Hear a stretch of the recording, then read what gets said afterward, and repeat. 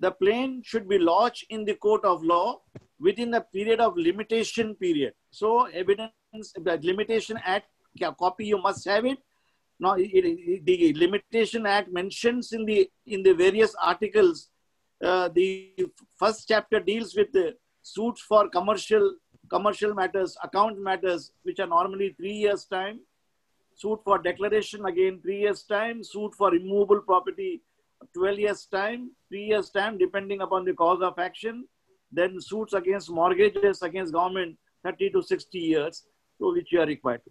There is also, in case no requirement, no limitation is mentioned in the any legislation, either substantive law or procedural law, then there is the residuary clause under the Limitation Act, within which 3 years time is granted. So that is how the limitation period is very important. If the suit is not filed within limitation, your suit is barred and not entertainable. So once a plaint is lodged by the plaintiff in the court of law, the next step before the court is that here, that writ of summons are required to be served. That the office will intimate to you after filing of the suit, are there any objections in the plaint? Namely, whether you have paid proper court fees, whether the parties are correct or not. The CPC will tell you if the plaintiff is a minor plaintiff, a minor, under the Contract Act, you have learned minor cannot contract. But a minor can file a suit through a gentleman called next friend. Under the CPC order 32 deals with next friend. And suit can also be filed against a minor through guardian ad litem. These are the expressions used in the Code of Civil Procedure. You will learn it here. Then if it's a company, corporation, you must see that whether it is a company having a registered address and where. You have to follow the provisions of the Companies Act. Then the partnership company, then you have to see a registered partnership or partners. There is a provision under Order 33 of the Code of Civil Procedure. These requirements are there. You will learn gradually later on. So once your plaint is ready and you lodge in the office, the office will intimate to you within 10-15 days time that there are objections. Remove the objection. Pay the required fees for effecting summons. That is called batta charges. And in Bombay, in some of the court, they are called in the service charges. So once the service charges are paid, you must effect the service within 15 days thereafter upon the defendant. Service means the intimation to the defendant, the other side, that the case has been filed. The registry will prepare a letter, a sort of a information under the name of the Chief Justice or the Chief Judge of the particular court, or under the seal of the registrar, that the case has been filed against the defendant, remain appear and defend the suit, failing which order will be passed ex parte against you in the matter.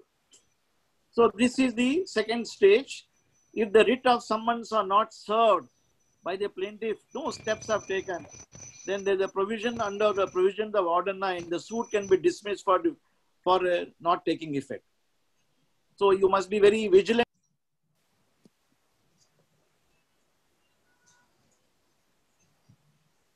Sir, you are on mute. We can't hear you. So by mistake, you went on mute. Oh, I'm sorry. Now? Yes, sir. Yes, sir. Now, yeah, I'm so sorry. One has to be vigilant while drafting and filing. Okay. Now, once the writ of summons can be served personally, the writ of summons can be served through by post office, by email, courier. There are various provisions are made here. Now, the defendant, after receiving the writ of summons, please note that within 1 month from the date of the receipt is required to file written statement. His part of his story, he must inform the court.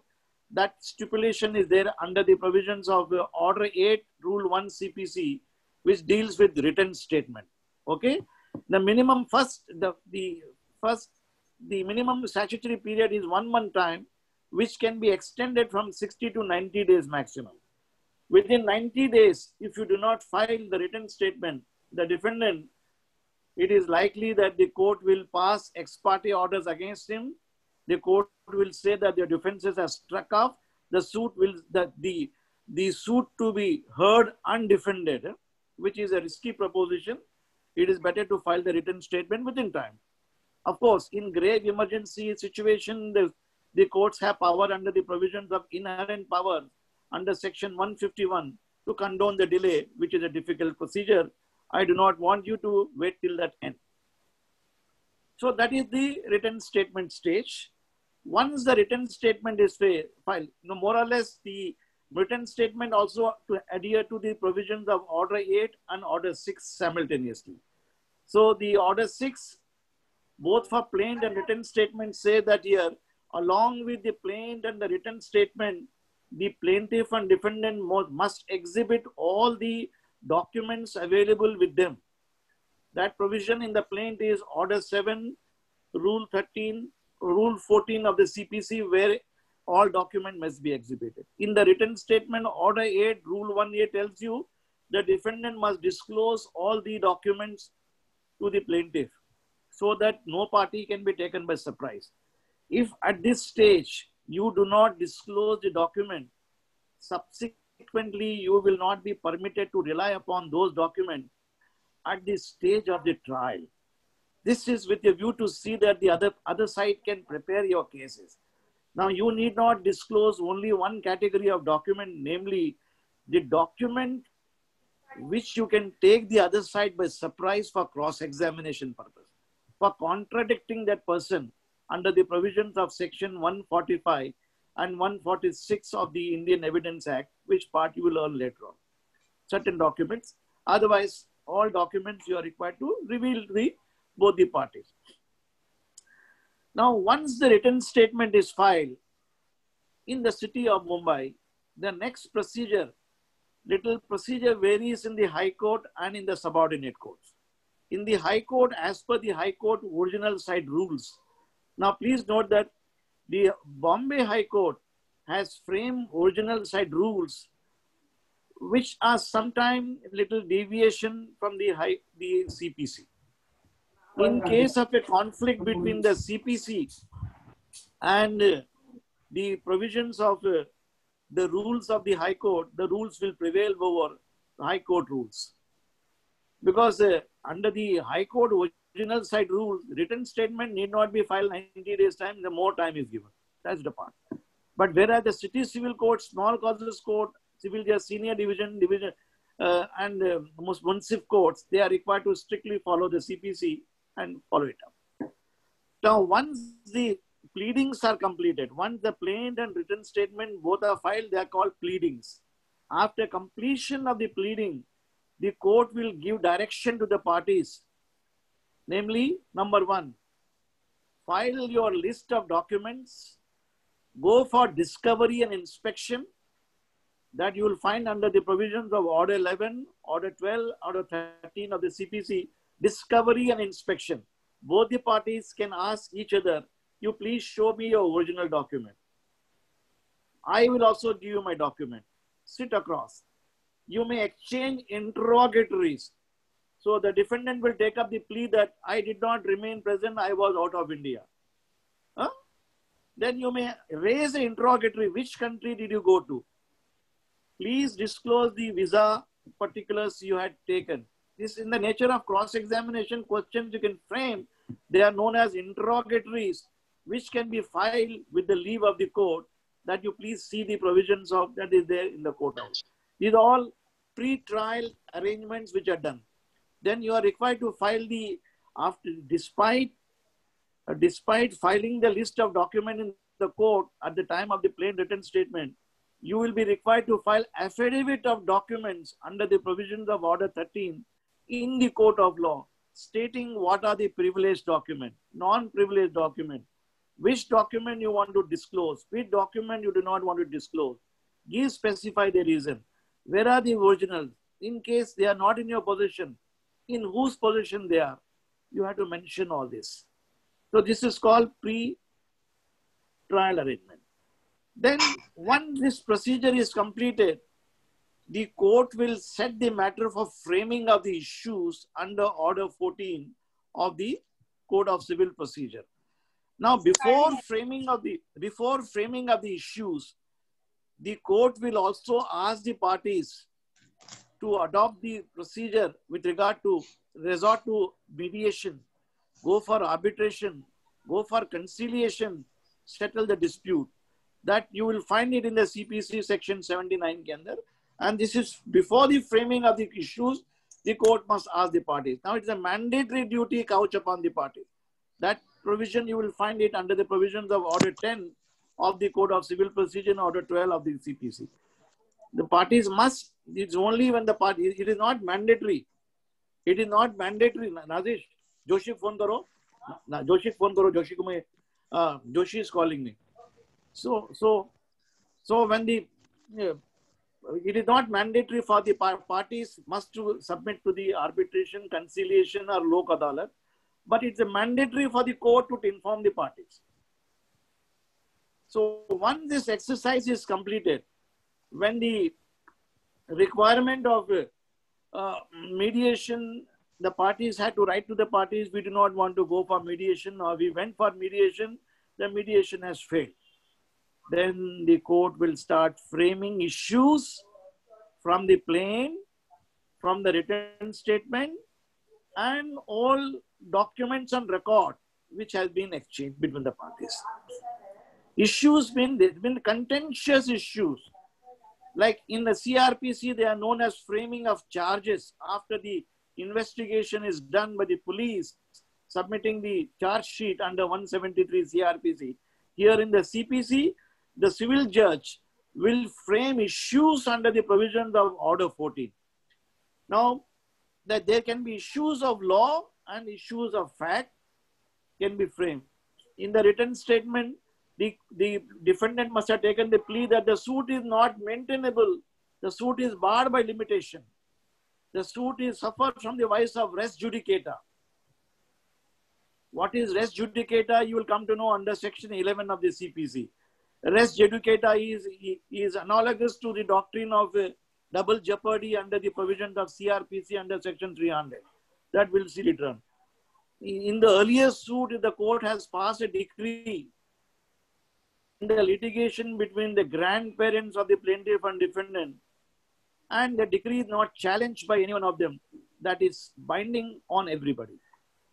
That second suit would not lie on the same cause of action. That is called res judicata. Okay? Court is not bound to decide the similar issue again and again. 1 minute. Please tell Joshi, Nazish, 11:30. So here, court is not bound to decide the issue again and again, one decided. So that is one of the issues the court may say that does the defendant prove that the suit is barred by res judicata? The defendant will take up the plea, the suit is barred by limitation.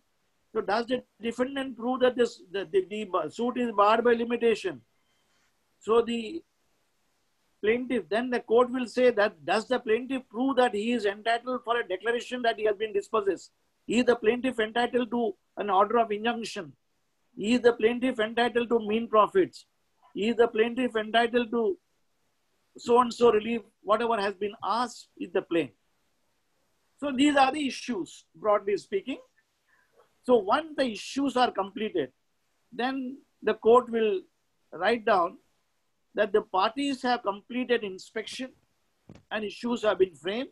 And in case the parties have not completed the inspection of the original document, they should complete it within 15 days or 10 days or 1 week's time, and they should file their evidence. Now the role of Indian Evidence Act will come into play. In the CPC, the evidence starts under the provisions of Order 18. Okay? Order 18 deals with the provisions of the filing of the examination chief under Order 18 Rule 4. That is to be read along with the provisions of Evidence Act. We'll deal with later on. Once the evidence is filed by the plaintiff or defendant, depending upon who wants to challenge, but if the defendant has taken the plea that the suit is that the court has no jurisdiction, the onus will shift upon him. The burden of proof will shift upon the defendant. So that you will see the burden of proof. Evidence Act section 100, 101, 102, 103, 104. That is given here. And you should also keep a bare act of the Evidence Act along with it, or you will find it on your Google. So when examination chief is filed, now this can, the examination chief in the civil procedure, you can nowadays file it by way of affidavit. Formally, the parties must remain present before the court of law and depose. His lawyer used to ask question. In criminal trial, still the procedure is the public prosecutor or a complainant lawyer asks question, and affidavits are not allowed normally except in 138 cases or some cases which the court may permit. But in the Code of Civil Procedure, for avoiding time, the court has permitted treating the affidavit of the parties as examination chief, which can be filed before the court. Then after filing of the affidavit, the next court, the court will ask the other side, you want to file objection to the list of documents. Along with the affidavit of evidence, you have to file a list of documents. In the list of documents, you must, as far as possible, exhibit all the original documents. Because the Evidence Act, Section 62 speaks of primary evidence. Primary evidence means the original document. In case the original document is lost, not to worry. Then you have to write to the inform in the affidavit that the original document which was in your possession has been misplaced or lost or in the possession of the defendant. I am not able to trace it. Then I may be permitted to lead secondary evidence. Under Section 63 and 65 of the Evidence Act, the parties are granted leave by the court to lead secondary evidence. Okay, that you must mention and clarify in your affidavit in examination chief. I propose to rely upon the original lease deed, original agreement deed. The same is hereby annexed and may be treated, exhibited and be tried in evidence. In case the evidence original is not there, the plaintiff has lost the original. It is not traceable. The plaintiff has lodged the FIR to the police station. Here to annex mark exhibit 1 is the FIR. In the wake of the fact that it lost, and I have a copy which was in the possession of my lawyer, which I gave it to my CA. I got a copy from him, and this is the copy which had been taken by me from the original and may be regarded as a secondary evidence and may be admitted. So the court will hear the argument here. So you have to give your objection to the other side. The court will do the marking of the document. Once the marking of the document means exhibition, if the document is admitted, normally they say document A, P1, P2, P3, means plaintiff document. P1, P2. A document which is not marked by the court, they will say the document kept for identification. Yeah? Identification X, X1, X2, X3. That is how the documents are normally given in the civil code. Then the next course, after completion of this exercise is, the court, the other side has a right to cross-examine the other side. Section 137 of the Evidence Act will tell you what is cross-examination, examination chief and re-examination. That you should also be able to know. That is the next procedure. The court may conduct the cross-examination either in the court. In case the court has no time, the court will appoint a commissioner. A young junior advocate or a court officer may be appointed by the court or by consent of the parties, who will hold sessions wherever convenient to both the parties. A person is sick, he is unable to come to the court at his residence. It all depends. The parties may agree here. Normally, in the Bombay High Court, we hold the conference, the cross-examination in the Bar Association after the court hours, after 5 p.m. or 6 p.m. Saturdays at the Bar Council office. There are various places. So once the trial is, this is called a trial which commences with the filing of the list of document and the examination chief, and it concludes. Both the parties have a right to, under the CPC, you have to give a list of document and the order, list of witnesses also, order 16. So once you give this document and the list of witnesses, the trial is conducted. There is no hard and fast rule, you must examine 10 witnesses, 2 witnesses. So see the issues relevant. After the issues are concerned, each that must be proved by the one. So once the trial is over, then the court closes the matter for the advancing argument by the respective counsels, final arguments in the matter before passing a judgment in the matter. You have a right to give written arguments. You have a right to also orally argue the matter. So once you argue the matter orally or submit written submission, the court will pass a judgment and decree. This is covered under Order 20 of the Code of Civil Procedure. Okay. Once a judgment and decree is passed, if the court says that the suit which is filed is correct, they say the suit is decreed. क्या बोलते हैं? The expression decree is very important. It's a final order. There's a difference between order and decree. Order can be interlocutory order, which is passed during the pendency of a suit or passed after the suit. Whereas a decree is a final adjudication by the court, which is not interlocutory in nature. Once a decree is passed, the trial court becomes functus officio and all subsequent orders are required to be obtained from the appellate court. Okay, that is Order 20. The moment the judgment is gone against you, on the same day, you as a young lawyer apply for certified copy. If you apply for certified copy, within 30 days from the date of your application, you must file the appeal after receiving the judgment copy. But your day will be counted under the Limitation Act. Then today judgment is given, from tomorrow it will be counted. Your day, 30th day will start counting. The judge may has time or no time, but your application should be filed immediately on the same day or next day maximum. Thereafter, you file after 10 days, that 10 days will be excluded against your client. So instead of 30 days, you will get only 20 days to file the appeal. Okay, remember that to make application for certified copy of the judgment and copy on the same day. One more thing, if the order has gone against you, you have a right to inform the trial court that this honorable court be pleased to stay the implementation of the order for a period of 4 weeks or 6 weeks in order to enable you to go in appeal. That provision, that power is there under the provisions of Order 41 Rule 5 in the trial court to stop its own order. Preferably, you keep a written application tayyar. You don't say, you try to make it oral application. Oral application, the judge may say, I may not do that. Invite a written order. Normally, they grant such order. They stay the operation of the order so that the order is tested before the appellate court. Then the first appeals are filed under the provisions of Section 96 of the Code of Civil Procedure. So in between, these are called final appeals.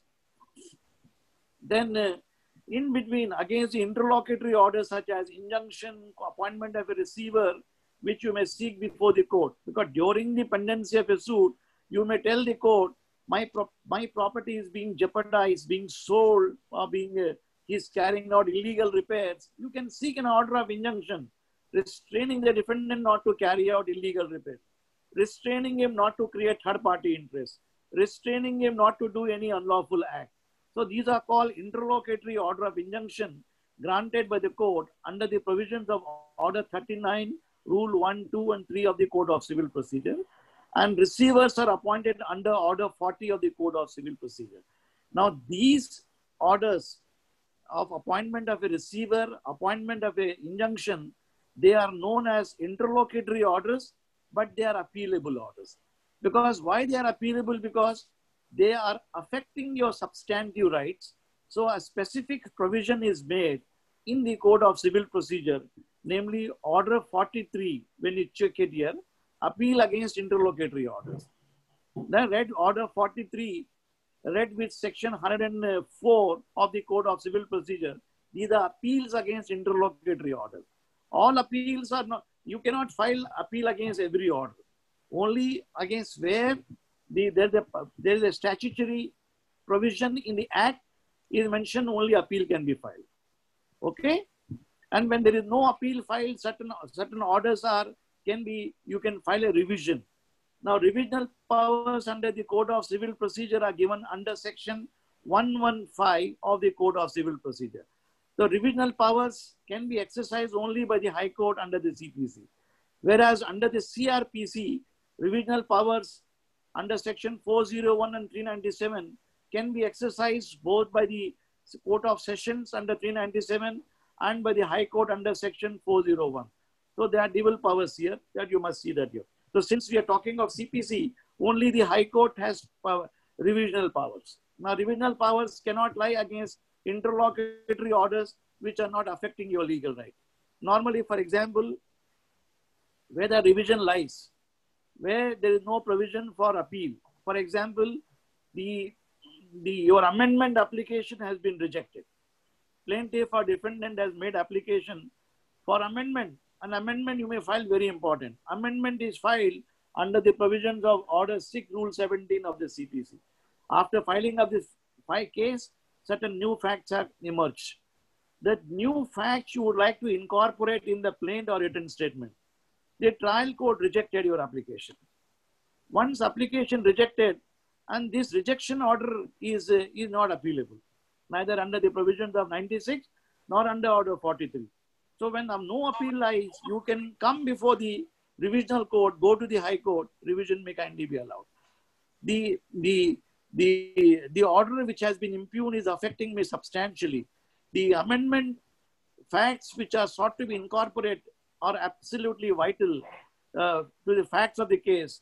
The plaintiff will suffer irreparable loss, injury, prejudice of serious nature, and the trial court committed an error in not granting the amendment. So the revisional court, namely the High Court under 115, may exercise and grant these orders. So though the order is interlocutory, it can be granted. So that is how the provisions of appeal are made. First appeal, there is a provision for second appeal under section 100 on a question of substantial question of law by the High Court. When a district court passes an order against you, district court under the CPC, under the jurisdiction, it has up to jurisdiction up to 10 lakhs, presently in Maharashtra. About 10 lakh cases, appeal comes to the Bombay High Court in the city of Mumbai. Please note that. Now, in a case where the district court has passed an order which is affecting your legal rights, you file an appeal under section, the civil judge, junior division, senior division, whose jurisdiction up to 10 lakh or 15 lakh, he passes an order. So your appeal will go to district court. A district court that will be filed under section 96, okay? When appeal is rejected, you cannot file second appeal in the High Court unless on a substantial question of law. So you file under section 100 in a substantial question of law. Not as a matter of course, but this provision is resorted to by the High Court with great caution and with great circumspection, and where the question of law is involved. That is the second aspect of it. Sorry, okay, sir, to interrupt. There are around 8 minutes left for the meeting, so I just wanted to tell you. 8 minutes are left. Okay. Anybody wants to ask me any questions so far? Ask students.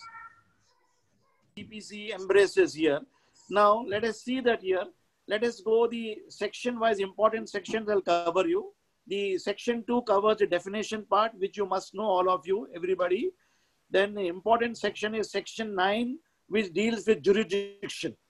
Jurisdiction, it will tell you what are the civil cases, what kind of civil cases are given under section 9. Please note that. Then section 15 say later 20 will tell you where the suits are required to be filed. 15 कहता है कि you must file a suit in the lowest court having jurisdiction. Section 16 will tell you cases where the immovable property is situated must be filed in a court where the property is situated. If your property is situated in Lonavala and Pune, and the defendant is residing in Mumbai, you cannot file a suit in Mumbai court if both are residing for recovery of property in Pune. You must go to the Pune court. Please note that for recovery of immovable property. That is the language of section 16. But if you want to recover only damages or mean profit, suppose your bungalow has been damaged by your friend in Mahabaleshwar, you let out. All of them are in Mumbai. Only for recovery of damages, you can come to the Bombay courts, city civil court, small causes court, High Court, depending upon valuation, file a suit here. Or you can file in Mahabaleshwar Y Court or Pune Court.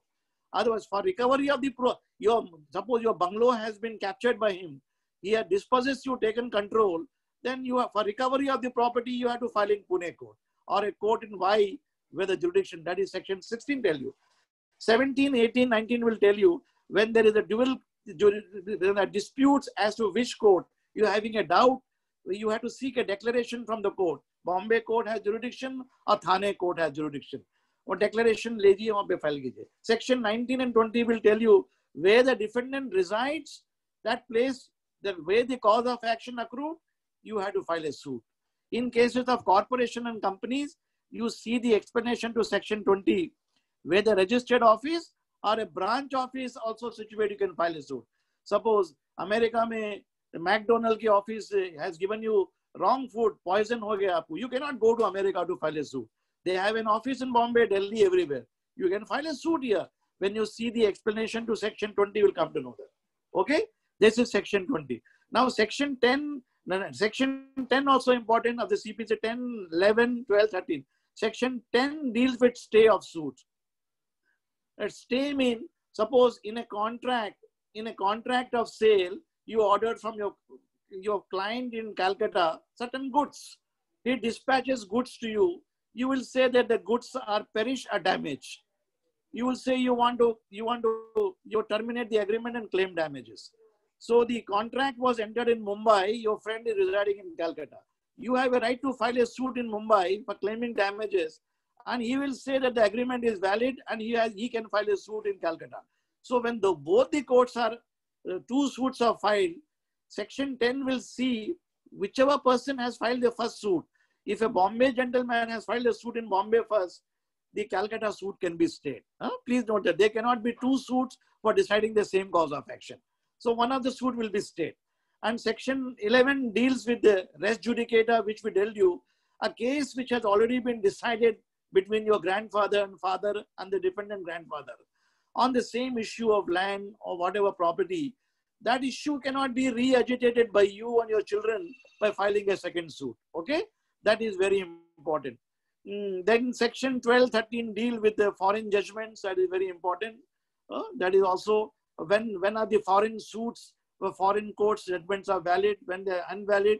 That is dealt both under the CPC as well as under the Arbitration and Conciliation Act.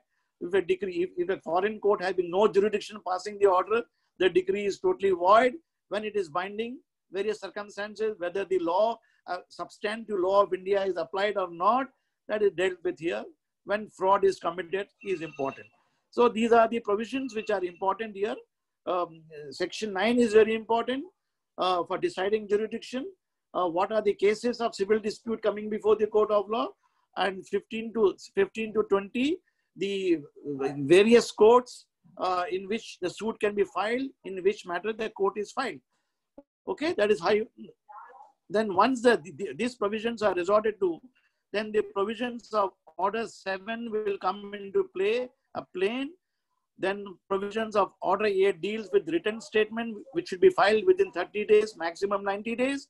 Written statement hone ke baad, then the court will keep the matter for framing issues.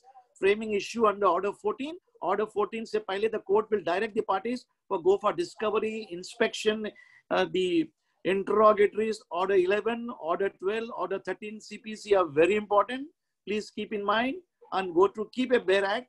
You will come to know that here. Ye hone ke baad, then the provisions of Order 16 will come into play. The list of witnesses to be given. A list of witnesses ke baad, then the commencement of a trial under Order 18, who should begin. Okay?